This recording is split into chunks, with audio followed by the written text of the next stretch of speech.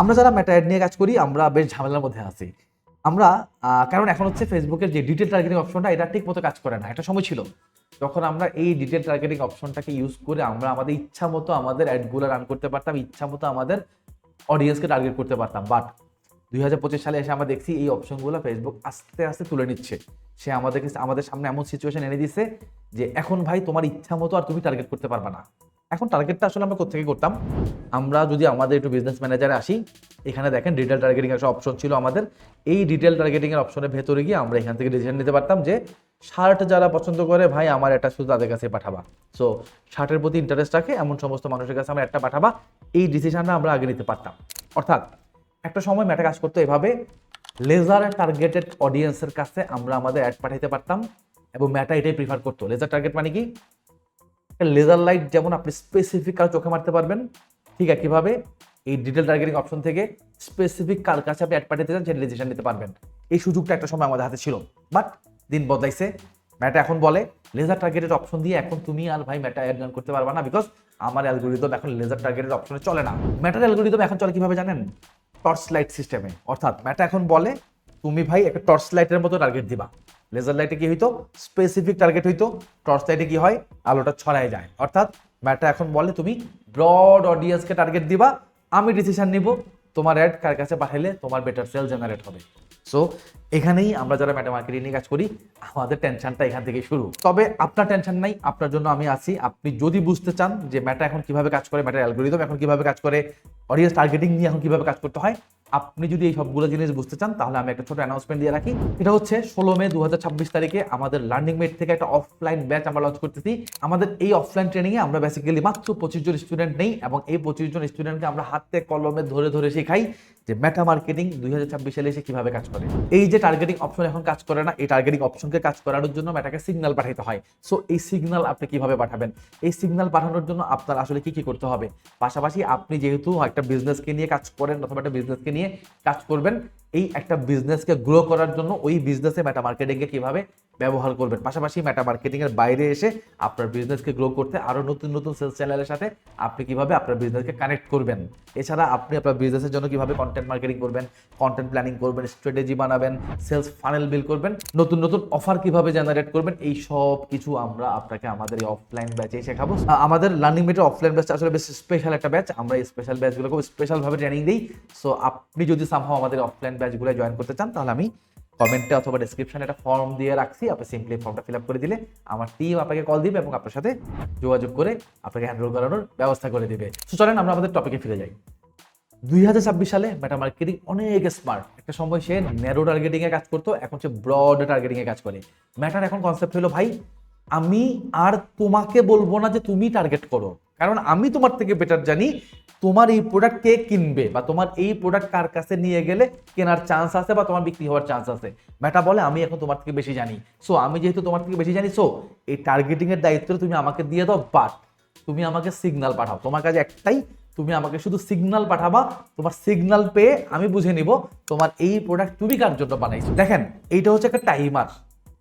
একটা টাইমার কিন্তু আমি একজন এন্টারপ্রেনার, আমি একজন ডিজিটাল মার্কেটার, আমি একজন কন্টেন্ট ক্রিয়েটর, একটা টাইমার মানে যেটা আপনাকে বলে আপনি কত মিনিট ধরে কাজ করতেছেন।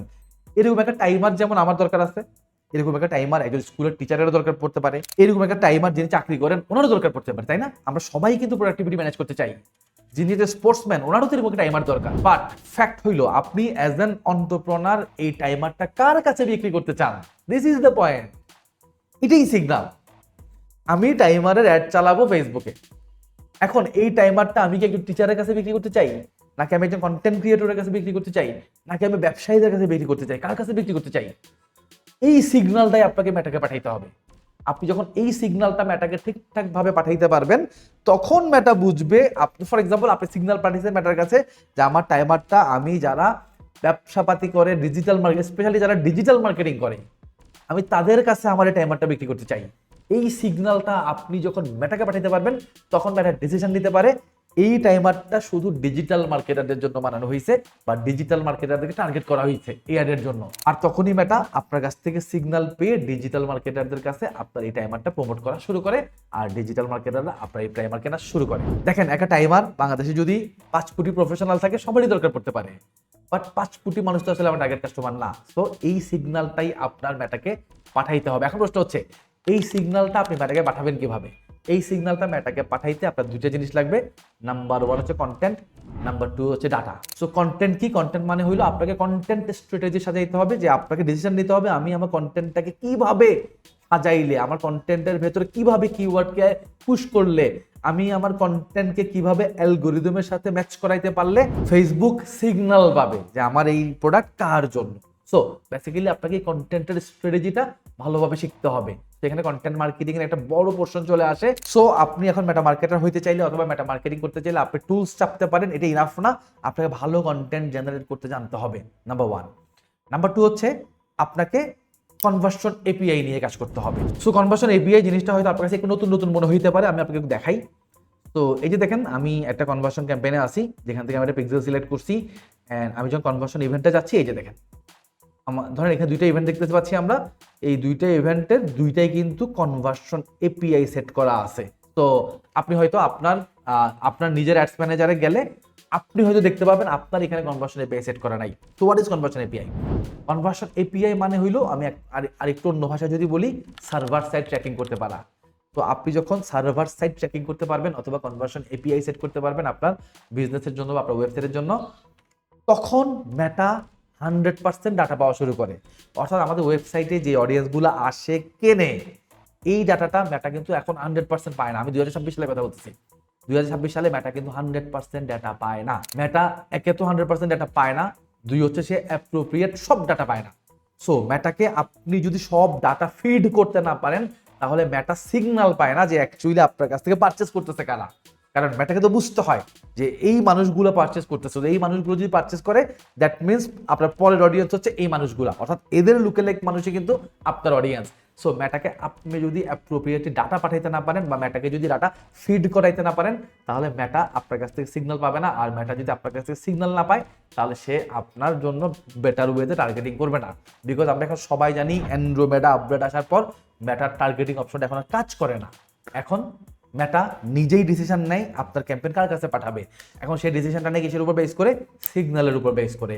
একে তো আপনার কন্টেন্ট থেকে সে সিগন্যাল পায়, দুই হচ্ছে আপনার যে ডাটা ট্র্যাকিং, সেই ট্র্যাকিং সেটআপ বা কনভার্সন এপিআই যে সেটআপ, সেখান থেকে সে সিগন্যাল পায়। এই দুই জায়গা থেকে সিগন্যাল পেয়ে সে ডিসিশন নেয় অ্যাকচুয়ালি এই ক্যাম্পেইনটা কোথায় পাঠাবে। দেন এখান থেকে যে পারচেজ ডাটা পায়, সেখান থেকে সে ডিসিশন নেয় এই ক্যাম্পেইন নেক্সট কার কাছে পাঠাবে। এইভাবে আপনার একটা ক্যাম্পেইন ভালোভাবে কাজ করে। আর আপনি দুইটার একটাও যদি ঠিকঠাকভাবে করতে না পারেন, তাহলে মেটা সিগন্যালও পাবে না অ্যান্ড আপনাকে ভালো রেজাল্টও দিতে পারবে না। আরেকটা প্রশ্ন চলে আসতে পারে যে ভাই আমার তো ওয়েবসাইট নাই, তো আমি সিএপিআই কিভাবে করব? সো যাদের ওয়েবসাইট নাই, অর্থাৎ যারা শুধু মেসেঞ্জারে চ্যাটিং করে প্রোডাক্ট বিজনেস করতেছেন, তাদের জন্য মেটা সিগন্যাল ড্রিভেন ওয়েতে কাজ করে। তাদেরও কনসেপ্ট সেম। প্রথমত কন্টেন্ট দিয়ে মেটাকে সিগন্যাল পাঠাতে হবে, আর দ্বিতীয়ত হচ্ছে আপনি যে প্রোডাক্টগুলো মেসেঞ্জারে চ্যাট করে সেল করতেছেন, ওখান থেকে সিগন্যাল পাঠাইতে হবে। সো যেহেতু এটা জাস্ট গাইডলাইন ভিডিও, এই গাইডলাইন ভিডিওতে আমি আপনাকে জিনিসটা দেখাইতে পারতেছি না বা শিখাইতে পারতেছি না। বাট 16 মে 2026 এই তারিখে আমাদের একটা অফলাইন ব্যাচ শুরু হবে।